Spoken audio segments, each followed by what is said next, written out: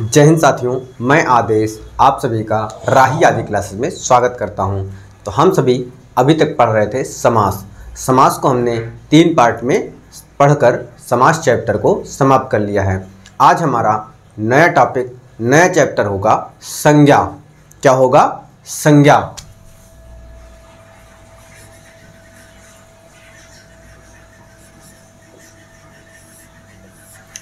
तो हम सभी संज्ञा के भेद, संज्ञा की परिभाषा, संज्ञा कितने प्रकार के होती हैं, इन सभी को पढ़ेंगे और समझेंगे। उम्मीद है आपको समास की क्लास समझ में आई होगी और आप समास से संबंधित क्वेश्चनों को हल किए होंगे। तो आप सभी क्लास में बने रहिएगा, पूर्ण रूप से अपना प्यार और सहयोग बनाए रखिएगा। क्लास को अधिक से अधिक शेयर कीजिएगा, लाइक कीजिएगा और कमेंट के माध्यम से भी आप मुझे बताइएगा। अब हम चलते हैं संज्ञा की परिभाषा की तरफ। तो संज्ञा की परिभाषा क्या होती है कि वह शब्द या जिस शब्द से हमें किसी व्यक्ति, प्राणी या किसी के भाव का बोध हो, यानी किसी के भाव प्रकट हो, तो वहाँ पर वह संज्ञा कहलाती है। क्या? वह संज्ञा कहलाती है। या फिर किसी वस्तु, किसी व्यक्ति अथवा स्थान के नाम को हम संज्ञा कहते हैं। क्या? किसी वस्तु, किसी व्यक्ति, किसी स्थान के नाम को संज्ञा कहते हैं। तो ये हो गई हमारी परिभाषा। अब हम इस परिभाषा को सबसे पहले लिखेंगे, उसके बाद हम धीरे धीरे आगे बढ़ेंगे।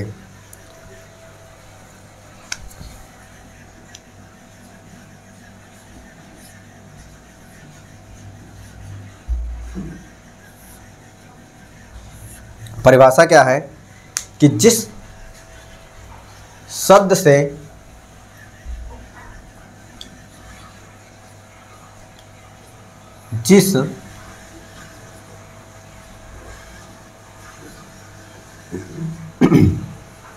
जिस शब्द से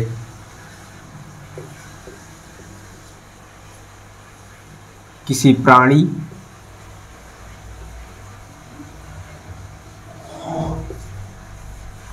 क्या है, परिभाषा कई तरीके से हो सकती है और जो कि सबसे आसान परिभाषा और सबसे ज़्यादा फेमस परिभाषा क्या है कि किसी वस्तु, व्यक्ति, स्थान के नाम को हम संज्ञा कहते हैं। लेकिन उसी परिभाषा को थोड़ा सा परिवर्तन करके, यानी जिस शब्द से किसी प्राणी, किसी वस्तु अथवा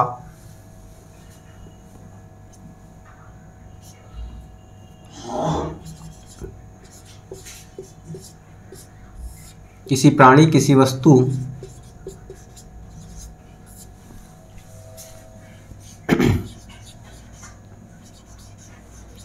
अथवा भाव प्रदर्शित हो या भाव का बोध हो, भाव का बोध हो, उसे संज्ञा कहते हैं।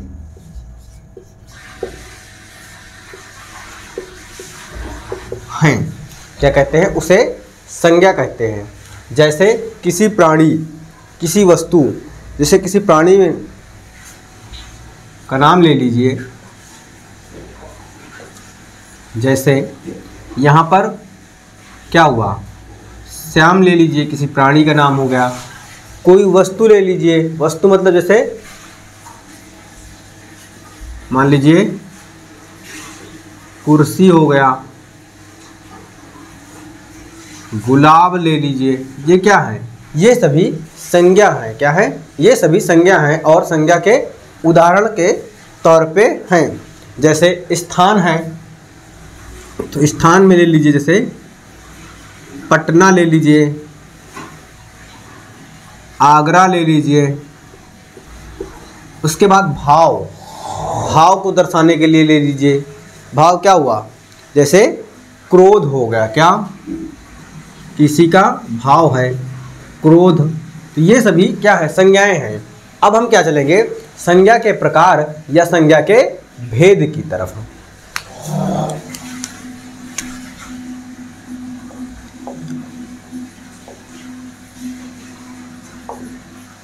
संज्ञा के प्रकार या भेद। तो संज्ञा कितने प्रकार की होती हैं या संज्ञा के कितने भेद होते हैं? तो संज्ञा 5 प्रकार की होती है। कितनी? संज्ञा 5 प्रकार की होती हैं, या यूँ कह सकते हैं कि संज्ञा के 5 भेद होते हैं। तो लिख सकते हैं कि संज्ञा के 5 भेद होते हैं। कितने? संज्ञा के 5 भेद होते हैं। अब कौन कौन से वो भेद होंगे यह देखना है। जैसे व्यक्तिवाचक संज्ञा पहला हो गया, दूसरा जातिवाचक संज्ञा, तीसरा समूहवाचक संज्ञा, चौथा द्रव्यवाचक संज्ञा, पांचवा भाववाचक संज्ञा। तो ये क्या हुए? हमारे 5 प्रकार के संज्ञा हो गई। तो अब हम लिखते हैं, पहला है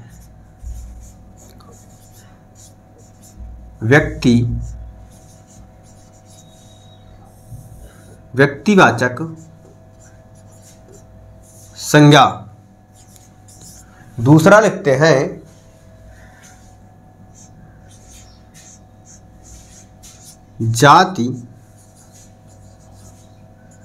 जातिवाचक संज्ञा। तीसरा लिख लेते हैं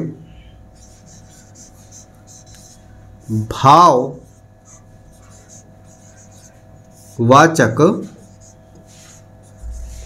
संज्ञा। चौथा लिखते हैं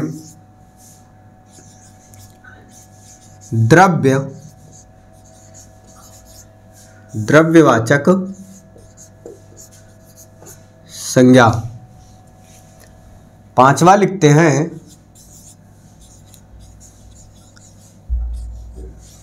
समूहवाचक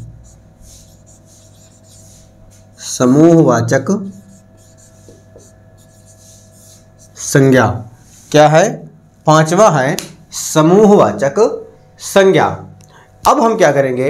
इनको एक एक करके पढ़ने वाले हैं, संज्ञा के भेदों को। तो सबसे पहले व्यक्तिवाचक संज्ञा को हम सभी पढ़ने वाले हैं।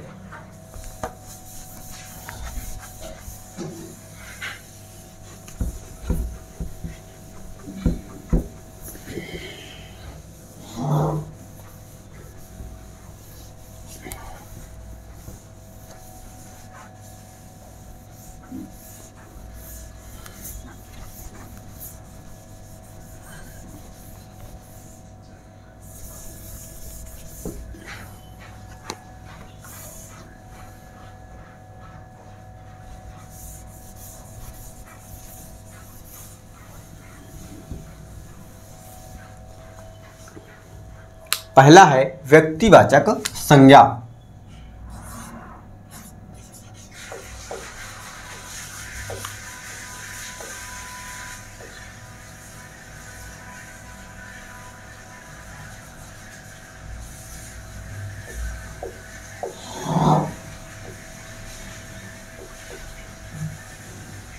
व्यक्तिवाचक संज्ञा क्या होती है या क्या होता है?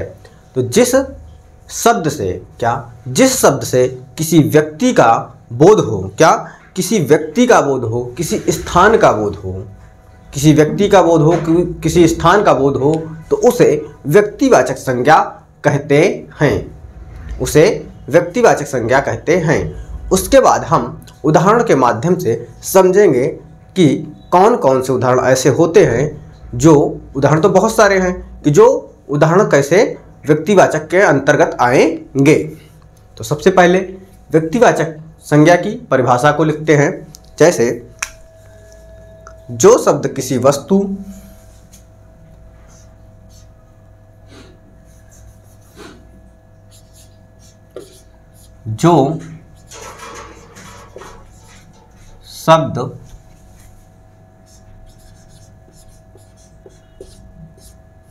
किसी वस्तु,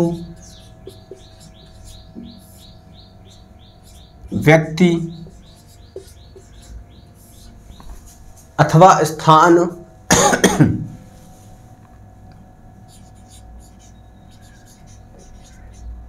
अथवा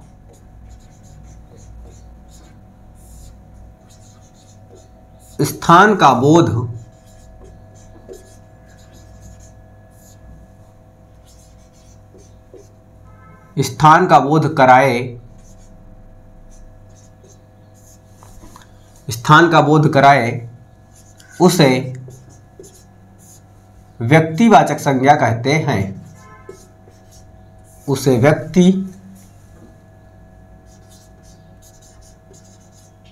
उसे व्यक्तिवाचक संज्ञा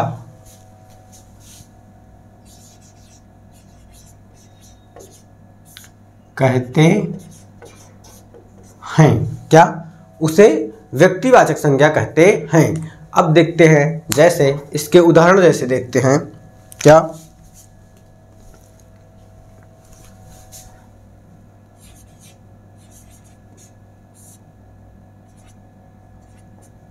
इसके उदाहरण है जैसे क्या? कोई वस्तु होगा, कोई व्यक्ति होगा या फिर स्थान होगा। क्या? स्थान होगा, तो वह व्यक्तिवाचक संज्ञा के अंतर्गत आएगा। जैसे ले लीजिए प्रयाग। क्या? जैसे प्रयाग। अब प्रयाग क्या है? स्थान है। स्थान है, स्थान का नाम है, तो यह क्या होगा? व्यक्तिवाचक संज्ञा के अंतर्गत आ जाएगा। कोई भी स्थान हो, किसी व्यक्ति का भी नाम हो सकता है। जैसे अंकुर ले लीजिए, अंकुर। अंकित ले लीजिए, राधा ले लीजिए। ये क्या हैं? किसी व्यक्ति के नाम हैं। अब मान लीजिए स्थान में और सारे हैं, जैसे मथुरा हो गया,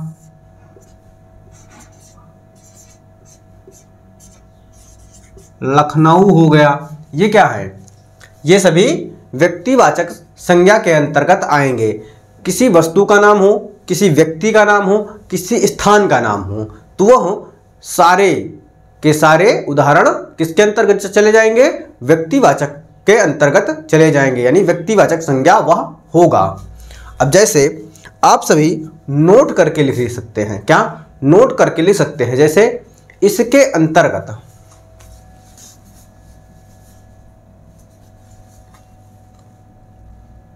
यहां पर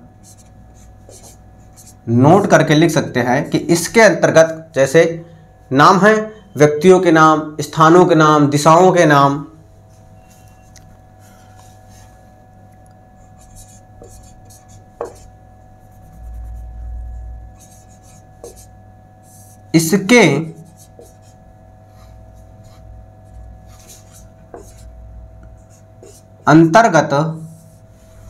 इसके अंतर्गत व्यक्तियों के नाम,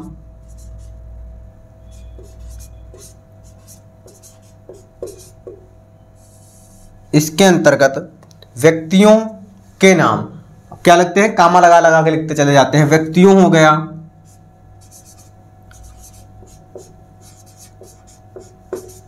दिशाओं हो गया, पर्वतों हो गया। क्या हुआ? पर्वतों हो गया। इसके बाद नगर हो गया। क्या? नगरों के नाम हुआ। कोई सड़क हो तो सड़कों हो जाएगा, सड़कों के नाम। कोई चौराहा हो गया, यानी किसी के भी नाम हो जाएंगे, यानी चौराहों के नाम।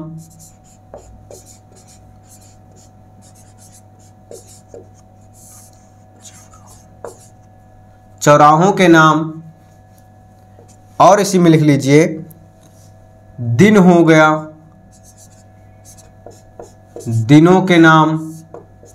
महीना हो गया तो महीनों लिख लीजिए। क्या? महीनों के नाम, महीना हो गया। कोई त्योहार हो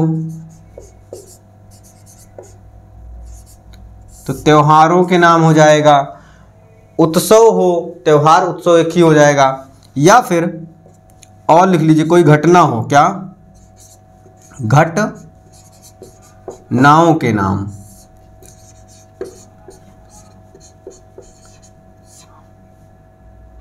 घटनाओं के नाम तो क्या होगा कि ये सभी किसमें आएंगे, व्यक्तिवाचक संज्ञा के अंतर्गत आएंगे। ऐसे उदाहरण, स्थान के नाम हो, व्यक्तियों के नाम हो, दिशाओं के नाम हो, नगरों के नाम हो, सड़कों के नाम हो, दिनों के नाम हो, महीनों के नाम हो, तो ऐसे उदाहरण व्यक्तिवाचक संज्ञा के अंतर्गत आएगा। अब हम पढ़ने वाले हैं दूसरा।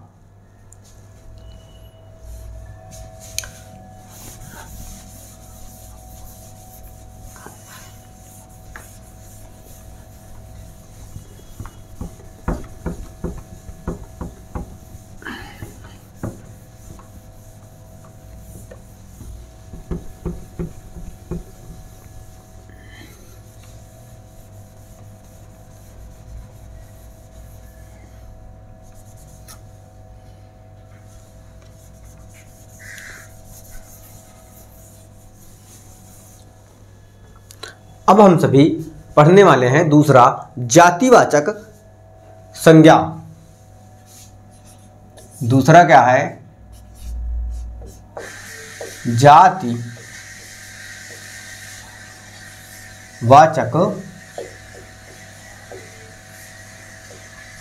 संज्ञा। क्या है, जातिवाचक संज्ञा, यानी जो संज्ञा या जो शब्द एक ही जाति का, क्या, एक ही जाति का बोध कराए या एक ही प्रकार के बोध कराएं, तो वह सभी जातिवाचक संज्ञा के अंतर्गत आएंगे, यानी वो जातिवाचक संज्ञा होगा। अब हम इसकी परिभाषा को लिखते हैं। सबसे पहले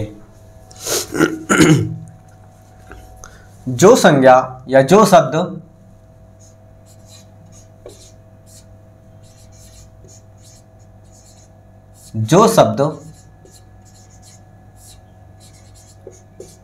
एक ही प्रकार की वस्तु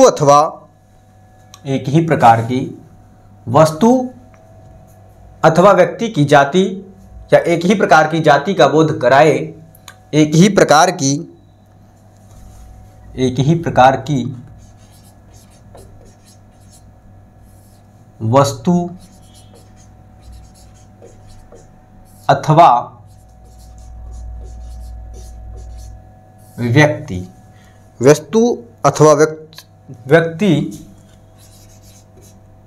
का बोध कराए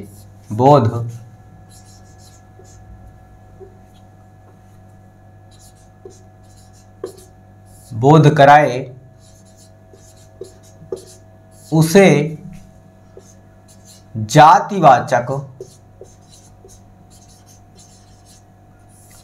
जातिवाचक संज्ञा कहते हैं। तो क्या कहेंगे, उसे जातिवाचक संज्ञा कहते हैं। जैसे लड़का कह दें, क्या, जैसे लड़का कह दें, लड़का क्या है, सभी लड़के हैं, लड़का क्या है, सभी लड़के हैं, लेकिन किसी लड़के का नाम ले लिया जाए, क्या, किसी लड़के का नाम ले लिया जाएगा। जब नाम लेंगे जैसे ही, तो वह चला जाएगा किसमें, व्यक्तिवाचक में चला जाएगा। लेकिन ऐसे लड़का कह दे तो बहुत सारे लड़के होते हैं, सभी लड़के हैं। जैसे लड़की कह देंगे तो वो भी क्या है, एक जाति के अंतर्गत आएगा, लेकिन किसी लड़की का नाम जैसे लेंगे तो वह व्यक्तिवाचक संज्ञा के अंतर्गत चला जाएगा।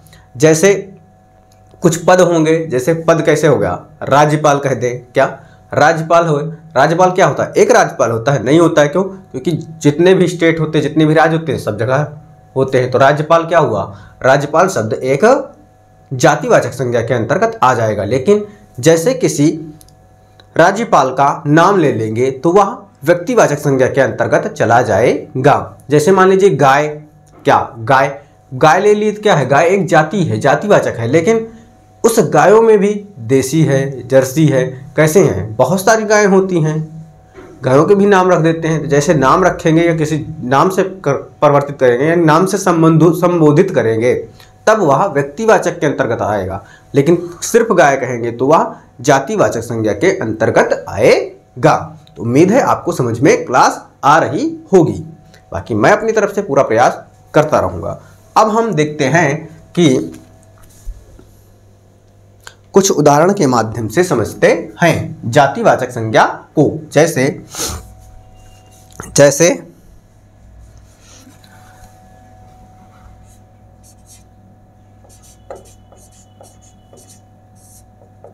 जैसे लड़का हो गया, लड़की हो गया,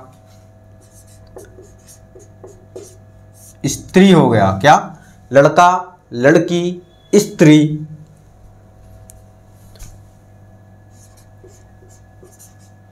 गाय, नदी, गाय, नदी, पहाड़ी, गाय, नदी, पहाड़ी, शहर, शहर। तो क्या हुआ? ये सभी किस में आएंगे? ये सभी जातिवाचक संज्ञा के अंतर्गत आएंगे। जैसे किसी लड़के का नाम व्यक्तिवाचक, लड़की का नाम व्यक्तिवाचक, केवल लड़का लड़की कहेंगे तो जातिवाचक, स्त्री कह देंगे तो जातिवाचक, किसी स्त्री का नाम ले लेंगे तो व्यक्तिवाचक, गाय कहेंगे तो जातिवाचक, बहुत सारी गायें होती हैं, लेकिन किसी गाय का नाम ले लेंगे तो व्यक्तिवाचक, नदी कहेंगे जातिवाचक, न किसी नदी का नाम लेंगे तो व्यक्तिवाचक, पहाड़ी कहेंगे तो जातिवाचक, किसी पहाड़ी का नाम ले लेंगे तो व्यक्तिवाचक, शहर कह देंगे तो क्या होगा? जातिवाचक, लेकिन किसी शहर का नाम ले लेंगे तो व्यक्तिवाचक। इस प्रकार से हमको समझ के चलना है। आगे और देखते हैं। जैसे जानवर कह दिए तब भी क्या है? जातिवाचक है, लेकिन किसी जानवर का नाम ले लिए तो क्या है? व्यक्तिवाचक हो जाएगा।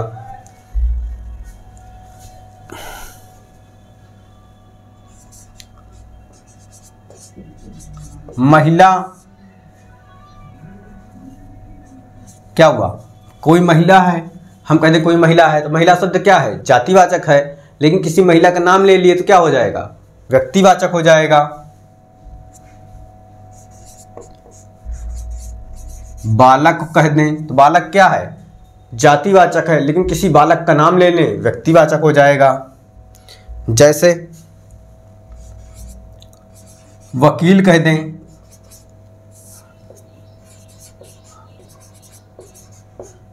अध्यापक कह दें, वकील हो गया, अध्यापक हो गया, तो क्या हुआ? वकील जातिवाचक, इंजीनियर जातिवाचक, अध्यापक जातिवाचक। वकील क्या होता है? वकील एक तो होता नहीं, वकील बहुत सारे होते हैं, वकील के नाम होते हैं। जैसे नाम लेंगे तो व्यक्तिवाचक, केवल वकील कह देंगे तो क्या हुआ? जातिवाचक। अध्यापक कह दें जातिवाचक, किसी अध्यापक के नाम ले लें तो क्या हो जाएगा? व्यक्तिवाचक। ठीक उसी प्रकार और हैं, जैसे गांव हो गया, देश हो गया, गांव हो गया, देश हो गया,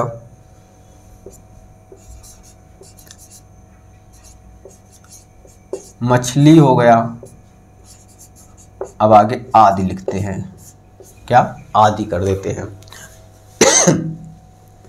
गांव कहेंगे क्या होगा? जातिवाचक होगा, लेकिन बहुत सारे गांव होते हैं। किसी किसी गांव के नाम अगर हम लेना चालू करें तो क्या होगा? जब नाम लेंगे तो व्यक्तिवाचक आ जाएगा, केवल गांव कह देंगे जातिवाचक।